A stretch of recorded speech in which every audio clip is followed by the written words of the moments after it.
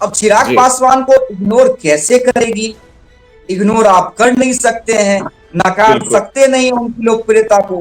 JDU का छोड़ दीजिए, बीजेपी कैसे मैनेज करेगी? आप कितना जी पे लड़ेंगे और बाकी सहयोगी दलों को कैसे देंगे? बाकी पार्टी अपनी सीटें घटाएं, एलजेपी सीटें नहीं घटाने जा रही है। भाई जेडीयू बीजेपी लगभग बराबर में रहेगी तो भाई सीटें बच कहाँ रही हैं? ये मान लीजिए कि चिराग पासवान बड़ी हिस्सेदारी चाह रहे हैं और बड़ी दावेदारी चाह रहे हैं सीटों को लेकर। बड़े जी भाई की भूमिका में जो बीजेपी रहना चाहती थी, जेडीयू ने उसे नकार दिया है। दौरे जी दौरे अगर बीजेपी नेता आज भी सीएम आवास पहुंच जाते हैं, सम्राट चौधरी, दिलीप जायसवाल से लेकर तमाम बड़े नेता, बिल्कुल। मुकामा छोड़ दीजिए, जहां भी चिराग पासवान जा रहे हैं, जो भीड़ उमड़ रही है। मांझी जी की बात को साइड भी कर दीजिए, उन्हें जी कितना मिलना है वो पता है। कुशवाहा को केंद्रीय मंत्रिमंडल में भेजा जा रहा है। बीजेपी किसी पार्टी को इग्नोर नहीं करेगी, जी फार्मूला निकालेगी। ऐसे कैसे मेरे पिता सीएम नहीं बनेंगे, अमित शाह जी अंकल ने प्रॉमिस किया है, तो बिल्कुल नीतीश बिल्कुल। कुमार हैं। नमस्कार, देशवा न्यूज देख रहे हैं आप और मैं हूं राकेश। देखिए, कल महागठबंधन की बड़ी बैठक हुई और वहां पर बड़ी बड़ी बातें निकलकर सामने आई है।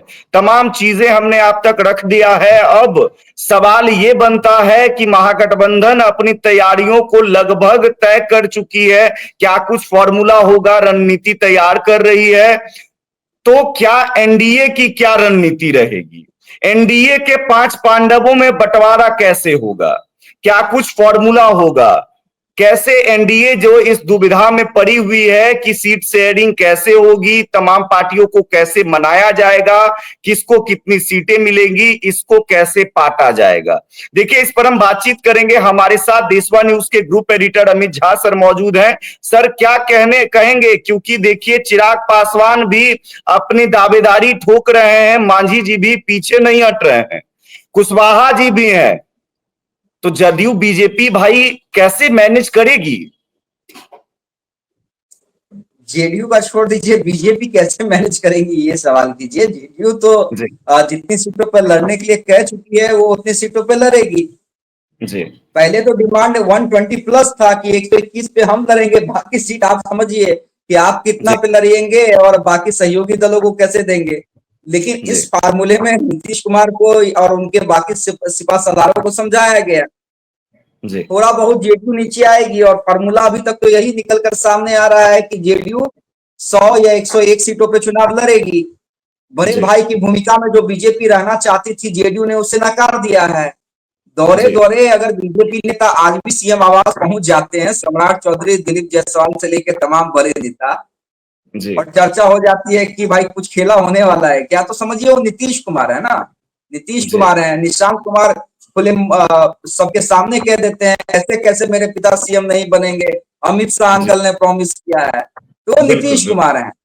तो जेडीयू को साइड कर दीजिए, बीजेपी कैसे मैनेज करेंगे ये सवाल कीजिए। जी अब जी बीजेपी कैसे मैनेज करेगी? अब बताइए, अगर जेडीयू, मैं सिर्फ सिंपल फार्मूले पे आ रहा हूँ कि जेडीयू अगर मान लीजिए मैं 100 सीट दे देता हूँ, तो बीजेपी जी ये चाहेगी ना कि भाई 100 सीट पे हम भी लड़े, जी चाहेगी। उसके अलावा मांझी जी कह रहे हैं कि भैया 60 सीट, कभी 40 सीट। मांझी जी की बात को थोड़ा साइड भी कर दीजिए, उन्हें जी कितना मिलना है वो पता है। जी जी लेकिन जो चिराग पासवान की तरफ से, देखिए, चिराग पासवान ने दावा नहीं किया है या डिमांड नहीं की, जी मतलब डिमांड सार्वजनिक तौर पे नहीं की है या सार्वजनिक तौर पे कोई प्रेशर नहीं बनाया, जी लेकिन जी अंदर खाने राकेश, ये मान लीजिए कि चिराग पासवान बड़ी हिस्सेदारी चाह रहे हैं और बड़ी दावेदारी चाह रहे हैं सीटों को लेकर। जी जी लोग कह रहे हैं 40 प्लस, कोई उनसे ज्यादा कह रहा है, लेकिन मेरे पास जो जानकारी है,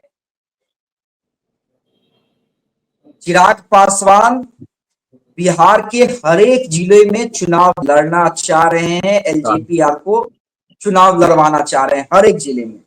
जी जी देखिए, मेरे जो चिराग पासवान के किचन कैबिनेट के मेंबर्स से बातचीत हुई है, उनका ये मानना है कि 34 से 35 सीट कम से कम हम लड़ेंगे। जी डिमांड ज्यादा है, लेकिन कम से कम 34 से 35 सीट हम लड़ेंगे, जी जी और उससे पीछे हटने का सवाल नहीं है। ये मैं ऑफ द रिकॉर्ड की बात बता रहा हूं।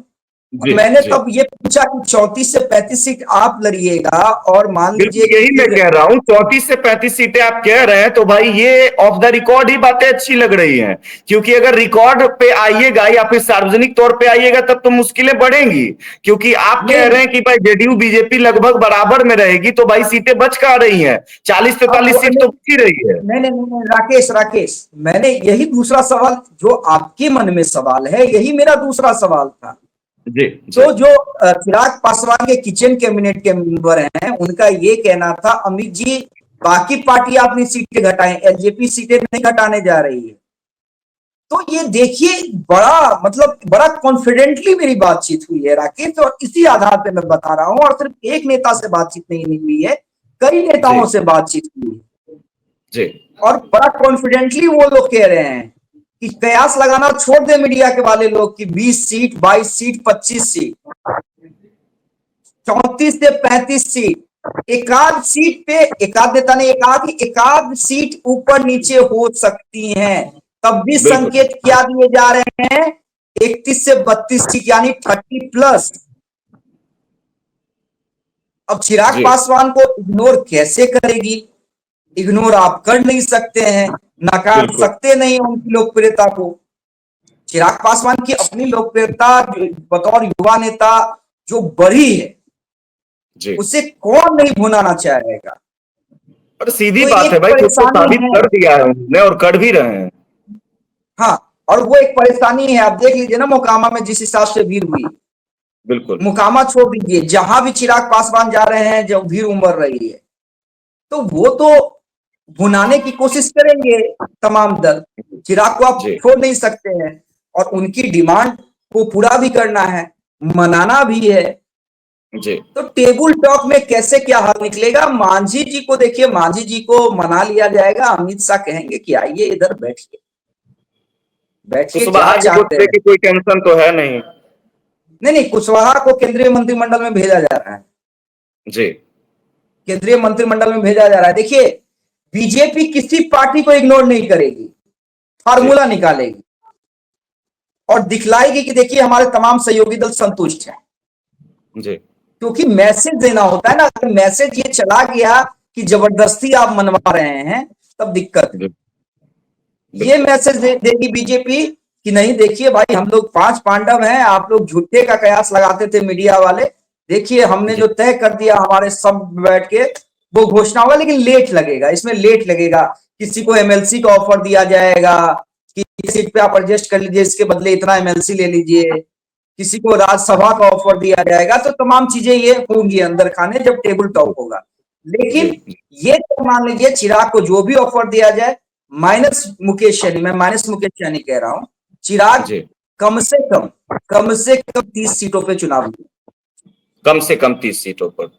तो माना जाए कि भाई अभी भी स्थिति स्पष्ट नहीं हो पा रही है और एनडीए में जो 5 पांडव है उनके बीच बंटवारे में सस्पेंस की स्थिति बनी रहेगी। अभी एकदम सस्पेंस है, महागठबंधन में भी सस्पेंस है, एनडीए में भी सस्पेंस है। कोई ये कह रहा है कि हमारा फॉर्मूला निकल गया, फॉर्मूला वगैरह नहीं निकला है, ये तय। चलिए देखिए, कोई फॉर्मूला अभी तक नहीं निकला है और सस्पेंस की स्थिति बनी रहेगी और इस सस्पेंस को बरकरार रखा जा रहा है और तमाम चीजें जो भी निकल कर आएंगी, हमारे सोर्स जो बताएंगे, हम तमाम चीजों को आप तक साझा करने की कोशिश करेंगे और सबसे पहले दिखाने की कोशिश करेंगे, क्योंकि आप तमाम लोग को पता है कोई भी खबर हो, चाहे राजनीतिक विश्लेषण हो या फिर छोटी बड़ी तमाम खबरें, देशवा न्यूज आपको सबसे पहले पहुंचाता है। और बिहार की राजनीति को समझने के लिए आप देशवा न्यूज देखते रहे और तैयार हो जाइए बिहार विधानसभा चुनाव के लिए, क्योंकि देशवा न्यूज भी तैयार है। धन्यवाद।